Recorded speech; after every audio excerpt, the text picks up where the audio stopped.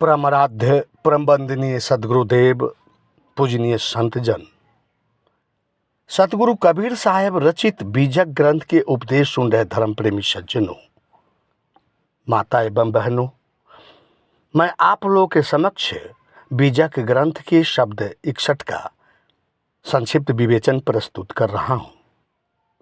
इस शब्द में मानव शरीर के उपयोगिता एवं जीवन में किए हुए पाप कर्म, पुण्य कर्म एवं सत्कर्म की क्या फल मिलता है, इसके बारे में सदगुरु कबीर साहब बड़ा ही मार्मिक उपदेश दिए हैं।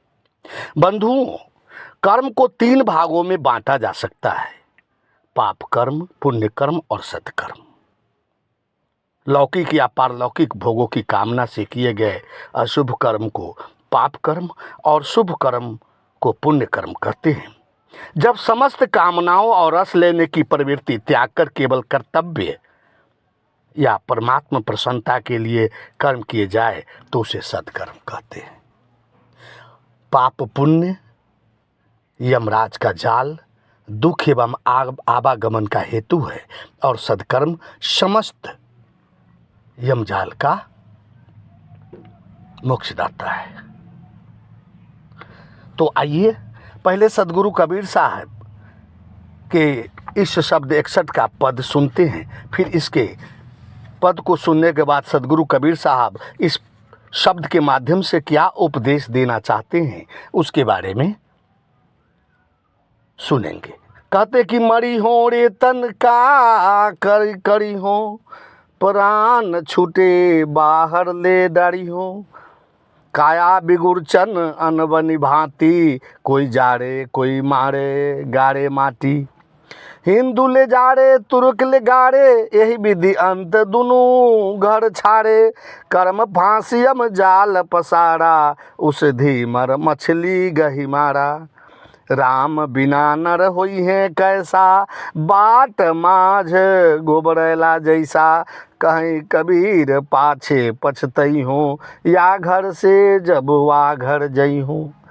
सदगुरु कबीर साहब इस 6 पदों के शब्द में बड़ा ही सुंदर उपदेश दे रहे हैं।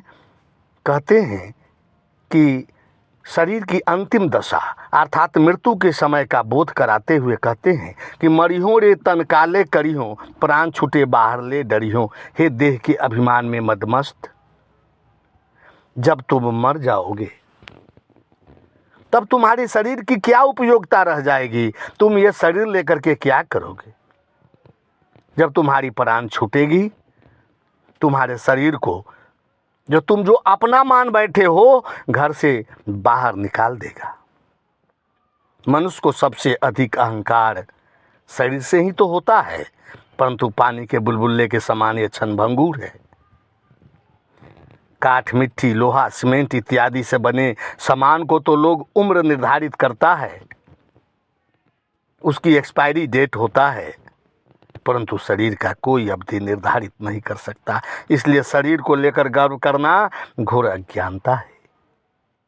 शरीर से जब जीवात्मा निकल जाती है, जब जीवात्मा ये शरीर को छोड़ देती है, तो कोई नहीं कहता कि यह अमुक व्यक्ति का पिता है, यह अमुक व्यक्ति का माता है। सारे लोग यही कहते हैं कि यह लाश है। सदगुरु कबीर साहब आगे के पद में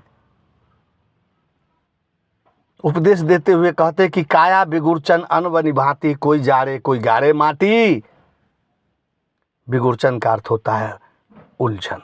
यह शरीर रूपी काया उलझा हुआ है, यह शरीर के विचारों में उलझा हुआ है। मानव योनि सर्वश्रेष्ठ योनि है, इसे काम क्रोध लोभ मोह में नहीं उलझना चाहिए।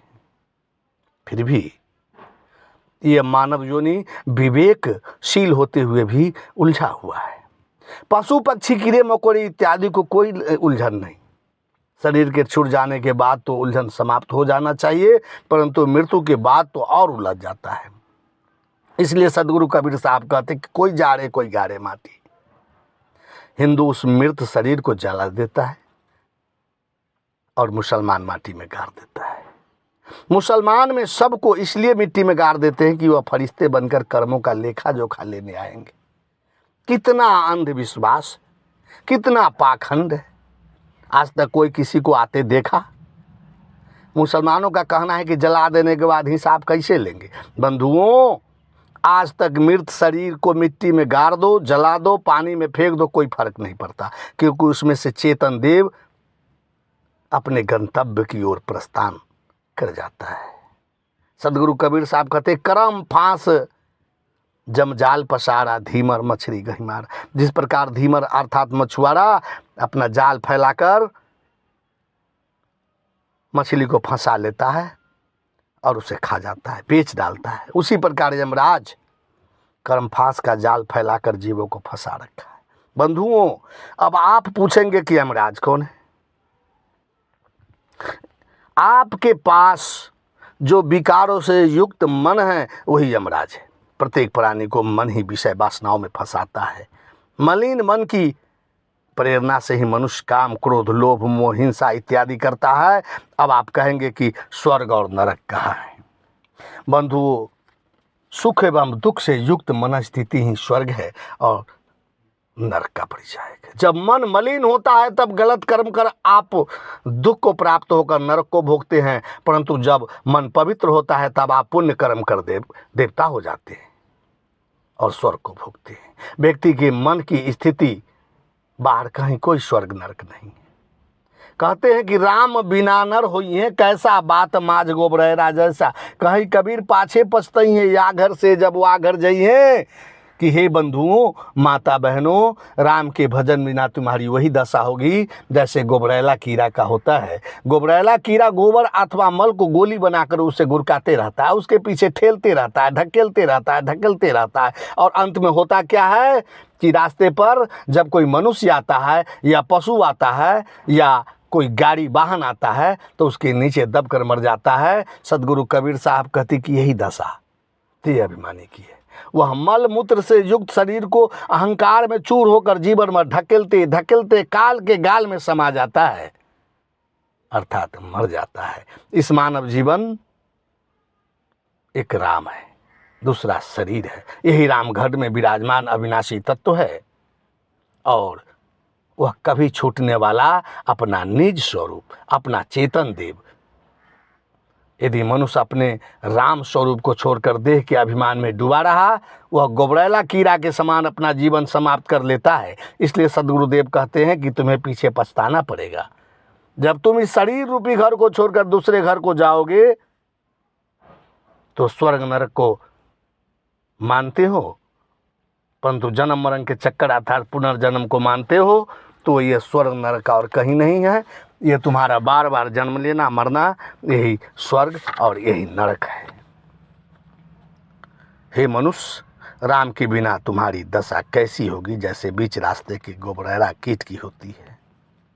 तुम पीछे बहुत पछताओगे जब इस मानव शरीर को छोड़कर उस पशु पक्षी योनि में जाओगे। इसलिए उपनिषदकारों ने कहा कि निर्देह माधम सुलभं सुदुर्लभं गुरु करंधारम मायानुकूलेन न तृप्त स्वात्मा भवाब्धि न तरेत स्वात्मा।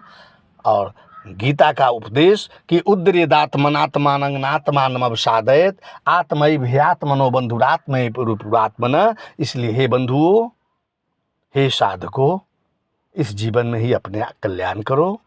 देह की आसक्ति को छोड़ो। यह शरीर, यह देह किसी काम का नहीं है। साफ बंदगी, साफ बंदगी, साफ बंदगी।